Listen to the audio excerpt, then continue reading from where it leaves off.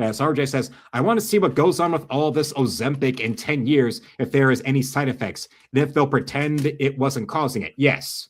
Or Kim says they're going to shrink completely. Yes. Well, I remember what I said about the substance. Well, maybe they'll take it and they'll take it so much that then they'll just wind up melting into mush on the Hollywood Walk of Fame. In case you wonder why Hollywood took that movie so goddamn personally in lauding it with such a strange, that there has not been that much amount of strangely personal veneration of a movie's premise since maybe American Beauty when it came to a movie in Hollywood that got a bunch of undeserved Oscar celebration, despite all the things about it that only appealed to the most deranged and narcissistic of Hollywood insiders.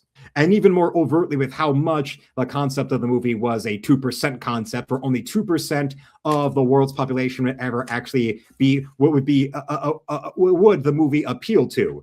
All right, but here's that segment I was talking about. You know, unlike Elle Macpherson, for her global sex appeal and how much men fawned over her in the 80s and 90s, well, she gladly went into business for herself, leveraged her fame and her fortune she earned from looking pretty into running a company, and has been running it very, very well on her behalf, unlike Jessica Alba.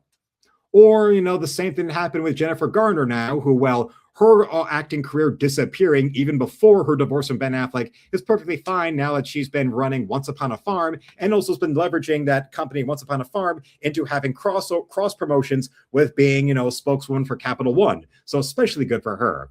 I mean, for her, you know, coming back to play Elektra again for 5 minutes of Deadpool Wolverine was just a quick little fun paycheck as something to do for the sake of it, you know, a quick little easy thing to do for some attention, and then probably funneled that check right back into Once Upon a Farm. And trust me, for all of Jessica Alba's, you know, BuzzFeed pandering and Jezebel and Mary Sue pandering platitudes about how ashamed she was to be so sexualized when she was younger, if Lauren Schuler Donner or Kevin Feige got her on the phone to put her back into that V-neck little cleavage worshipping catsuit from the 2005 Fantastic Four, her ass would have done it in a New York minute and not make a single complaint about it. Just like how she didn't bitch and moan at all about about her role in the FF until years after she got knocked up in too many years of bitching publicly about being offered nude scenes and in complete denial of what her actual appeal was as a leading lady. Then she got knocked up. All of that era of her time in the sun disappeared,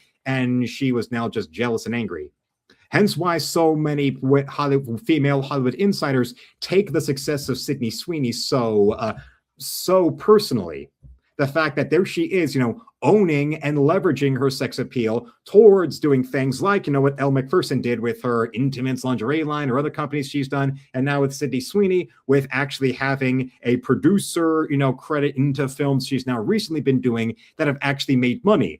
Unlike the faux production company bullshit that Margot Robbie pretends to do while it's all actually being done by her husband, and everything she produces that's behind that quote-unquote production company is just a bunch of fem-scold Oscar bait that's meant to pander to all the feminists that slut-shamed her for wearing hot pants and Suicide Squad out of jealousy of wishing that they had half as nice an ass as little Miss Margot Robbie had in that movie.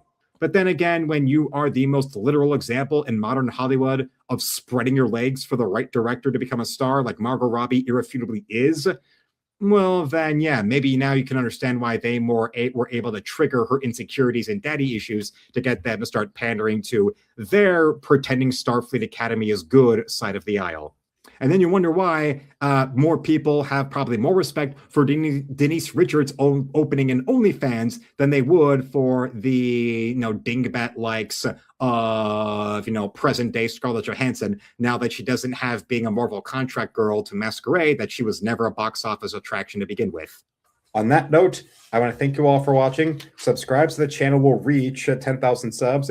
Become a member today and become a channel member today and shop at my art store with that first link in the description below, where you can buy my art or commission me or support me with a donation. And besides that, you can also go and get yourself a copy of my comic book Encrypted, where a copy is $5, an autographed copy is $10, an autographed and sketched in copy is $20, or you can get a 1-year subscription to the comic for $60, or 1-year subscription with your copies autographed for $90.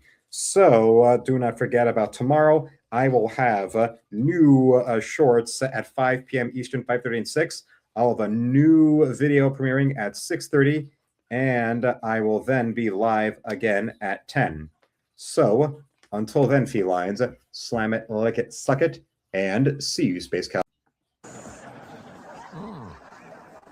It's just empty calories and milk curiosity, eh, Georgie?